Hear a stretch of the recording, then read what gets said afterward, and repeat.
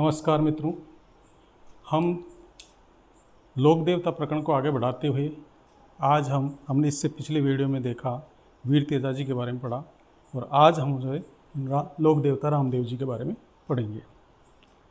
तो इससे पहले मैं ये बताना चाहता हूँ, पहले रामदेव जी का परिचय देखते हैं, उसके बाद में हम रामदेव जी की विस्तृत जानकारियाँ, इनकी पुस्तकें, इन्होंने क्या क्या किया जीवन में। रामदेव जी का जन्म बीकानेर बाड़मेर के उड़ुकासमेर नामक जगह पर इनका जन्म हुआ था और 1405 ईस्वी में हुआ था। और इनके पिता का नाम अजमल जी था। इनकी माता का नाम मेणादे था। अजमल जी तंवर भी कह सकते हैं आप।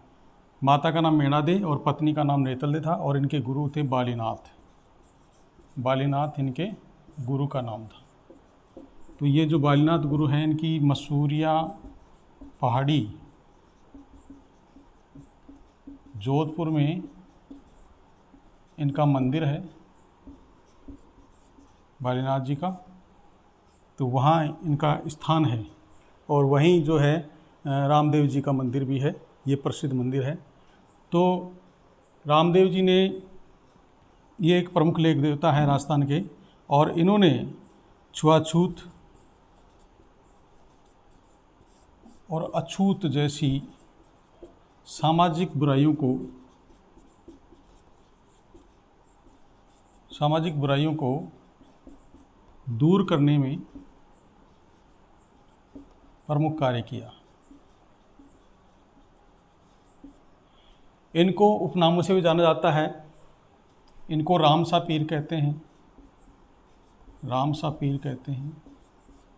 पीरों का पीर कहते हैं, पीरों का पीर, और अर्जुन का वंशज,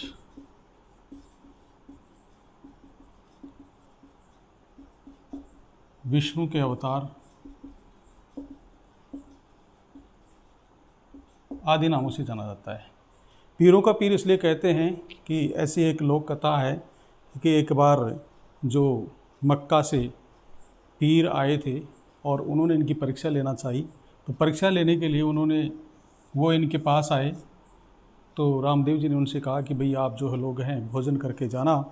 भोजन करने के लिए जब इनको कहा तो ये सभी लोग जो है भोजन करने के उनके पास जाते हैं, लेकिन ये कहते हैं कि भाई हम भोजन हमारे बर्तनों में ही करते हैं, हम किसी अन्य के बर्तन में भोजन नहीं करते हैं। तो रामदेव जी ने कहा भाई आपके बर्तन कहाँ हैं? तो उन्होंने कहा कि हमारे बर्तन तो मक्का में रह गए और मक्का से हम यहाँ कैसे ला सकते हैं। तो रामदेव जी ने उनसे कहा कि आप अपनी आंखें बंद कीजिए, अभी आपके बर्तन यहाँ प्रस्तुत हो जाएंगे।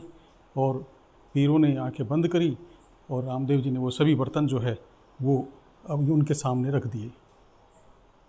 तो रामदेव जी ने, इसलिए पीरों ने कहा कि भाई हम तो पीर हैं, लेकिन आप तो पीरों के भी पीर हैं। इस कारण से इनको पीरों के पीर भी कहा जाता है। इनका जो झंडा है, झंडा सतरंगी होता है और सतरंगी झंडे को नेजा कहते हैं। इनका घोड़ा था, घोड़ा को लीलो नाम है, लीलो। और इनकी जो जागरण होता है,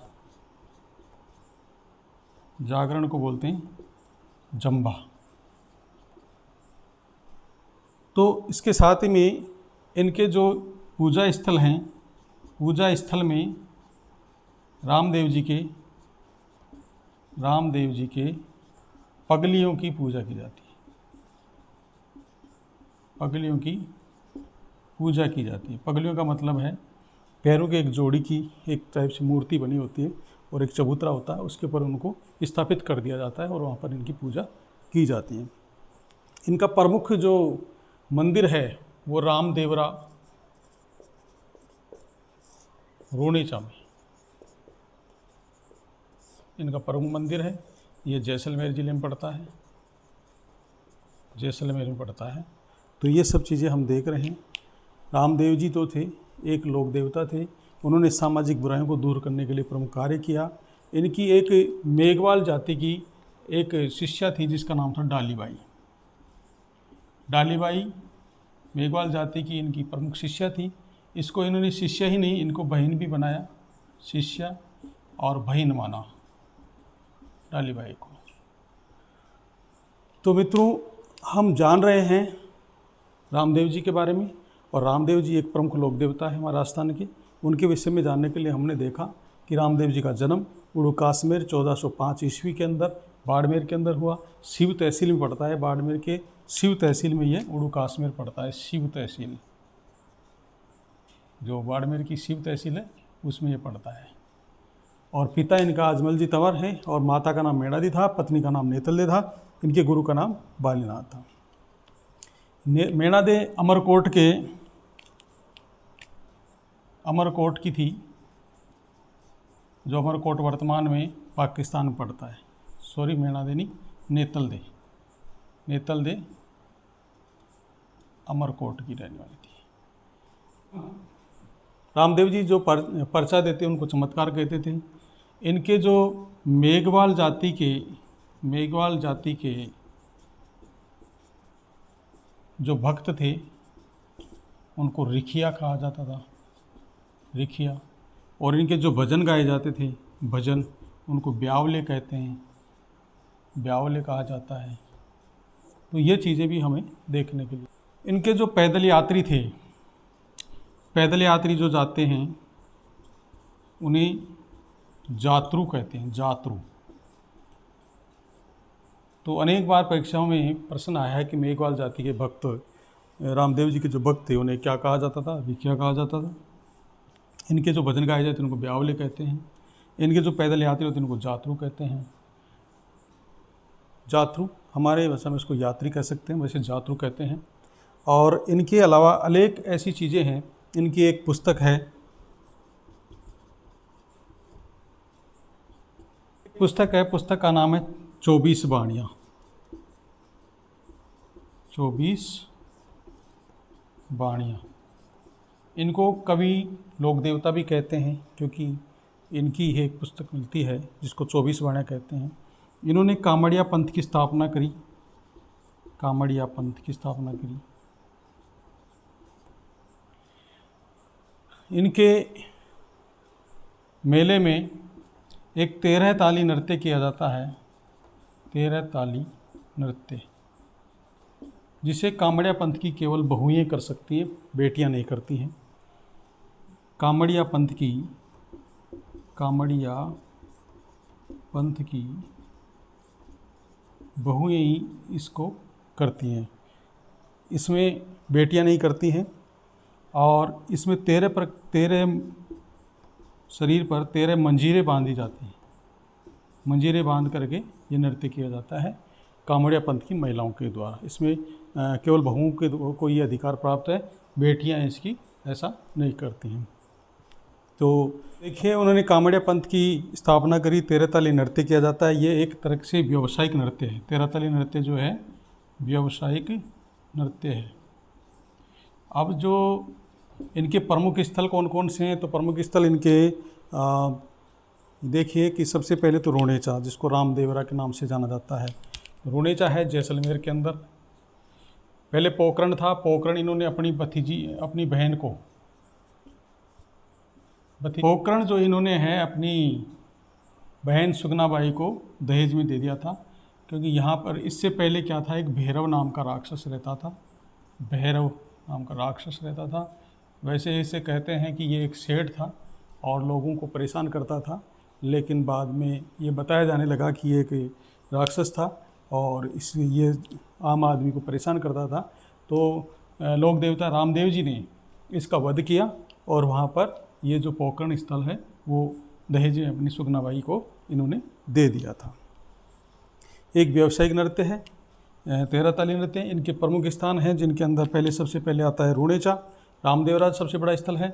इसके बाद है मसूरिया, जहाँ इनके गुरु बालीनाथ का मंदिर है और इनका रामदेव जी का मंदिर है, ये जोधपुर पड़ता है। इसके अलावा सुरता खेड़ा ये चित्तौड़ में है। और मुंडियासर धाम, जो धाम है खुंडियासर धाम जो वो नागौर में पड़ता है। तो इस तरह से इनके प्रमुख पूजा स्थल हैं। और मैंने आपको बताया कि रामदेव जी एक प्रमुख लोक देवता हैं हमारे राजस्थान में, और ये राजस्थान में नहीं बल्कि गुजरात में भी इनको माना जाता है। और इन्होंने सांप्रदायिक सद्भावना के लिए अनेक कार्य किए। इनका जन्म जो है भाद्रपद शुक्ला को द्वितीया को हुआ था, भाद्रपद शुक्ला द्वितीया को होता था। इसे बाबेरी बीज भी बोलते हैं। इसे क्या कहते हैं? बाबेरी बीज बोलते हैं, बाबेरी बीज। और इन्होंने जो समाधि ली थी वो ली थी भाद्रपद शुक्ला एकादशी को। एकादशी को इन्होंने समाधि ली थी। इससे एक दिन पहले इनकी बहन जो धर्म बहन थी डालीबाई, उसने समाधि ली थी। तो भाद्र शुक्ला एकादशी को इन्होंने समाधि ली और इनका जन्म हुआ भाद्र शुक्ला द्वितीया को। इस कारण से जो इनका मेला लगता है तो द्वितीया से लेकर के एकादशी तक इनका मेला चलता है, वो जो जैसलमेर के अंदर रूणीचा के अंदर, इसीलिए द्वितीया से लेकर के एकादशी तक चलता है। कुल मिलाकर के 10 दिन तक इनका मेला चलता रहता है। पैदल यात्री आते जाते हैं और इसके साथ ही अनेक जो यात्री हैं पैदल आते हैं, झंडा लेकर के आते हैं। इनका 5 रंग का झंडा होता है, पचरंगी झंडा बोलते हैं। पचरंगी झंडा, जो पचरंगी झंडा है उसको नेजा कहते हैं। उसे क्या कहते हैं? नेजा कहते हैं। तो ये देखिए दोस्तों, हमने आज लोक देवता रामदेव जी के बारे में देखा। और रामदेव जी हमारे पूजनीय लोक देवता रहे। इन्होंने सांप्रदायिक सद्भावना को रोकने के लिए प्रयास किया। और आने वाले वीडियो हमारे और अन्य लोक देवताओं के विषय में होंगे। काफ़ी लंबा समय हमने ले लिया है, इससे पहले बहुत बड़ा अंतराल हो गया हमारे दूसरे वीडियो को आने में, लेकिन अब ऐसा नहीं होगा। और आगे हम अच्छा प्रयास करेंगे आपके लिए। अगर हमारा आपका ये प्रयास आपको अच्छा लगता है तो हमारे चैनल को लाइक करें, हमारे चैनल को सब्सक्राइब करें, लाइक करें, शेयर करें। जय हिंद, जय भारत, धन्यवाद।